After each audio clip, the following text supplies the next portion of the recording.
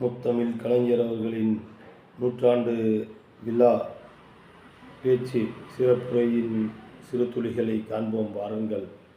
முத்துக் கடல் பதித்து 3 நெறி வளர்த்து கத்தும் கடல் மீது காலங்களில் விளையாடும் காற்றுக் கலை மிகுந்த காவலனே கலைஞர் அவர்களே, தென்பாண்டி சிங்கம் தந்த முத்தமிழே, நின் நூற்றாண்டு விழா காணும் இந்நாளில் உம்மை நினைத்தவுடன் எந்தை சிந்தையில் வந்தவற்றை அணி சேர்ந்து சரம் தொடுக்க முயல்கின்றேன். எம்மை ஆசீர்வதிப்பாக. கூத்தன் இருந்தான், குலரசன் அங்கிருந்தான், வார்த்தை தமிழுக்கு வணங்கிய தமிழ்வேந்தன் கம்பன் இருந்தான், வயதான தமிழ் பாட்டி அவ்வை இருந்தால், நக்கீரன் புலவர் பலர் இருந்தனர், யாப்பில்லா பாடலினும் யார்தரும் கவிதையினும் மாபலா புகழ் முத்தமிழ் அறிஞர் தலைவர் கலைஞர் அவர்களின் நூற்றாண்டு விழாவாம். ஆம், காலமெல்லாம் தமிழர் தம் பண்பாடு காக்க, தமிழினம் காக்க, தமிழ் மொழி காக்க, தமிழர் நலன் காக்க காலமெல்லாம் உழைத்திட்ட கலைஞருக்கு நூற்றாண்டு விழாவாம். ஆம், ஈசனுக்கு பூகம் நானே, நாராயணனுக்கு நாளும் நானே, ஈரேழு உலகங்கள் இருப்பது போர் யார் பார் என 2000 ஆண்டுகளுக்கு இட்டுக்கட்டிய கதைகள் புனைந்து ஆதிக்கம் செலுத்துவோருக்கு ஆமாம் சாமி போட்டு தெரிந்த ஆரிய கூட்டத்தின் நடுவே 7 வயதில் திருவாரூர் வீதிகளில் புலிக்கொடியை கையில் ஏந்தி பகலவனாய் வாருங்கள் எல்லோரும் இந்தி போருக்கு சென்றிடுவோம், வந்திருக்கும் இந்த பேயை விரட்டி திருப்பி அனுப்பிடுவோம், ஓடி வந்த இந்தி பெண்ணே கேள், நீ தேடி வந்த கோலையுள்ள நாடு இதல்ல, வீரத்தமிழ் கொஞ்சம் நாட்டிலே நாங்கள் சரமில்லா சொற்கள் ஏற்க மாட்டோம் வீட்டிலே என்று அன்னை தமிழ் காக்க வீதியில் இறங்கி உரிமைக்கு முழக்கமிட்ட உறுதியோடு ஈரோட்டு பகலவனின் பாசறையில் பகுத்தறிவு பயின்று இறுதி காலம் வரை ஆதிக்கத்திற்கு எதிராகவும் பகுத்தறிவுக்கு நெருக்கமாகவும் 80 ஆண்டுகள் வாழ்ந்து வரலாற்றை பேசிய தமிழர் தலைவர் கலைஞர் அவர்கள் இறையாண்மை மிக்க சிங்கப்பூர் குடியரசின் முதல் பிரதமராக பொறுப்பேற்று 30 ஆண்டுகள் கடுமையாக தொடர் உழைப்பால் நவீன சிங்கப்பூரை வடிவமைத்து உலகை வியக்க வைத்த சிங்கப்பூரின் தந்தை லீகுவான் யூ போல் தொடர்ச்சியாக ஆளும் வாய்ப்பு இல்லை என்றாலும் இந்திய ஒன்றியத்தின் கட்டுப்பாட்டை இறையாண்மையுள்ள ஒரு மாநிலத்தின் முதல்வராக இருந்து கொண்டு நவீன தமிழகத்தை செதுக்கிய சிற்பி கலைஞர் என்றால் அது மிகையாகாது. தமிழகம் கண்டுள்ள முன்னேற்றத்திற்கு தலைவர் கலைஞரின் சிந்தையிலே தோன்றிய பல்வேறு திட்டங்களும் சட்டங்களும் தான் காரணம் என்பதை ஊரறியும் நாடறியும் தலைவர் கலைஞர் அவர்களின் எந்த துறையில் எடுத்தாலும் அந்த துறையில் முத்திரை பதித்தவர். இலக்கணமா, இலக்கியமா, திரைப்படத்துறையா, அரசியலா, கவிதையா, அவர் தொட்ட துறை அனைத்திலும் உச்சம் தொட்டவர் கலைஞர் அவர்கள். 1967 முதல் கழக ஆட்சி அமைந்தபோது பொதுப்பணி துறை மற்றும் போக்குவரத்து ஆகிய முக்கியத்துவம் வாய்ந்த துறையின் பொறுப்பே கலைஞரிடம் விளங்கினார். அறிஞர் அண்ணா அவர்கள் போக்குவரத்து துறையை அரசுடைமையாக்கி அகில இந்தியாவின் பார்வையையும் தன் பக்கம் திருப்பினார். கலைஞர் அவர்கள் போக்குவரத்து துறையை அரசுடைமை ஆக்கியதின் விளைவாக தமிழகத்தின் மூலை முடுக்கெல்லாம் பேருந்து வசதிகள், இதன் பலனாக தரமான சாலை, பின்னாட்களில் மாணவியருக்கு தியாகி ஆகியோருக்கு இலவச பஸ் பாஸ் தொடங்கி இன்று மகளிருக்கு இலவச பயணம் 600 கடந்த புதிய திட்டங்களும் அது பயணித்து வருகின்றது. இதேபோல் 2-3 கிலோமீட்டருக்கு ஒரு ஆரம்ப பள்ளியும் 4-5 கிலோமீட்டருக்கு ஒரு அரசு உயர்நிலை பள்ளியும் மாவட்டந்தோறும் மருத்துவக் கல்லூரிகள் அமைத்திடவும் தலைவர் கலைஞர் அவர்கள் எடுத்துக்கொண்ட முயற்சிகள் காரணமாக இன்றைக்கு இந்தியாவிலேயே அதிக மருத்துவ கல்லூரிகள் தமிழகத்தில் தேசிய சராசரியை விட 2 மடங்கு அதிகம் பெற்றிருக்கிறோம் என்றால் அது தலைவர் கலைஞர் அவர்களின் பங்களிப்பு மிக முக்கியமானது. அதேபோல் சென்னை போன்ற மாநகரங்களில் மண்ணின் பூர்வ குடிகள் வசிக்கும் குடிசைகள் அடிக்கடி தீக்கிரையாகி நிற்கதியாய் நிற்கும் நிலைக்கு முற்றுப்புள்ளி வைக்கும் வகையில் குடிசை மாற்று வாரியத்தை உருவாக்கி குடிசைகள் இல்லாத தமிழகத்தை வகையில் குடிசை வாரியம் அமைத்து தந்தவர் தலைவர் கலைஞர் அவர்கள். குடிநீர் வாரியம் அமைத்து உருவாக்கி மக்கள் குடிநீருக்கு அவதிப்பட்டு வந்த நேரத்தில் பல்வேறு திட்டங்களை அறிமுகப்படுத்தியவர். பல்வேறு நோய்களில் அவதிப்பட்ட மக்களுக்கு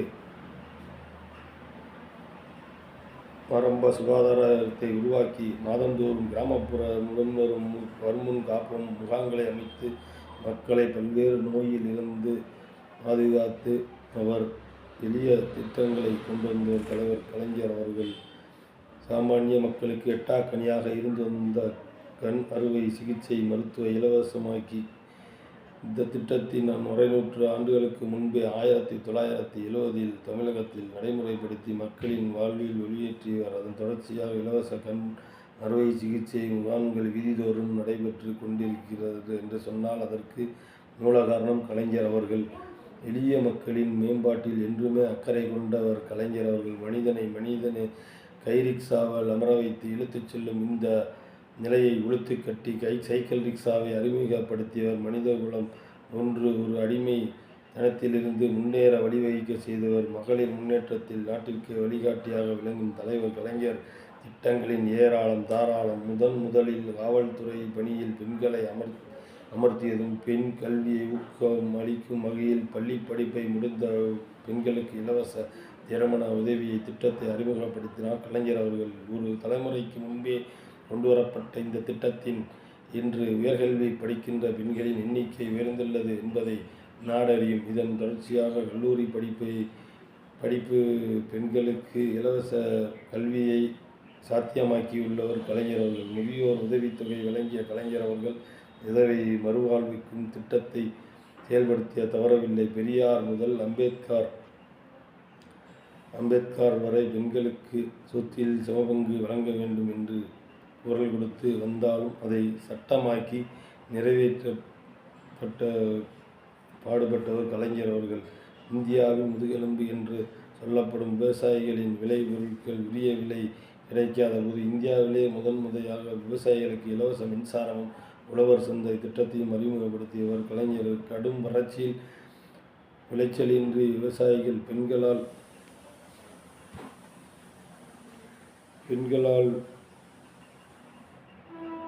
விவசாய கடனை தள்ளுபடி செய்தவர் சரித்திரம் படைத்தவர். இந்திய தேசத்தை பட்டினி சாவுகள் சூழ்ந்த போது ரூபாய்க்கு 1 கிலோ அரிசி திட்டத்தை கொண்டு தமிழ்நாட்டில் பட்டினி சாவுகளை அறவே ஒழித்தவர் தமிழ் கலைஞர் அவர்கள். பிச்சைக்காரர்களுக்கு மறுவாழ்வு இல்லங்களையும் தொழுநோயாளிகளுக்கு மறுவாழ்வு முகாம்களையும் அமைத்து கொடுத்தார் கலைஞர் அவர்கள். தமிழ்நாட்டில் அனாதை என்று சொல்லி இருக்கக்கூடாது என்று சொல்லி இந்து சமய அறநிலைத்துறை சார்பாக இயக்கும் கோயில்கள் மூலமாக கருணை இல்லங்களை உருவாக்கி ஆதரவற்ற குழந்தைகளுக்கு அடைக்கலம் கொடுத்து அவர்களுக்கு கல்வி அறிவை கொடுத்தவர் கலைஞர் அவர்கள். மத்தியில் கூட்டாட்சி மாநிலத்தில் சுயாட்சி என்று முழங்கிய கலைஞர் அவர்கள் மத்திய மாநில அரசுகளின் உறவுகளை சீரமைக்கும் வழிவகைகளை ராஜா மன்னர் குழுவை யாருமே இல்லை. இந்தியாவில் இருக்கின்ற மாநில முதல்வர்கள் ஆகஸ்ட் 15 சுதந்திரத்தன்று அவரவர் மாநிலத்தில் தலைநகரங்களில் தேசிய கொடியை ஏற்றிவிடும் உரிமையை பெற்றுக் கொடுத்தவர் கலைஞர் அவர்கள். அதேபோல் பள்ளி மாணவர்களுக்கு இலவச புத்தகங்களை அச்சிட்டு உரிய நேரத்தில் கொடுப்பதற்கு முக்கியமான இருந்தவர் கலைஞர் அவர்கள். இந்தி மொழி திணிப்பை எதிர்க்காகவும் இளம் மகன்றாக களமிறங்கிய கலைஞர் அவர்கள். தமிழ் மொழிக்கு செம்மொழி அங்கீகாரத்தை பெற்றுக் கொடுத்தவர் கலைஞர் அவர்கள். சமகால மொழிப்போர் தியாகிகளுக்கு உரிய சமயம் புரிந்து இன்னொரு பிரிந்த மன்னனின் மைந்தர்கள் மாவீரன் வீரபாண்டிய கட்டபொம்மன் முதல் மருது சகோதரர்கள் வரை பல்வேறு சுதந்திர போராட்ட வீரர்களுக்கு நினைவு சின்னங்களை அமைத்து இளம் தலைமுறைகளுக்கு தியாக வரலாற்றை கொண்டு சேர்ந்தவர் கலைஞர் அவர்கள். கணினி இந்திய மாநிலங்களில்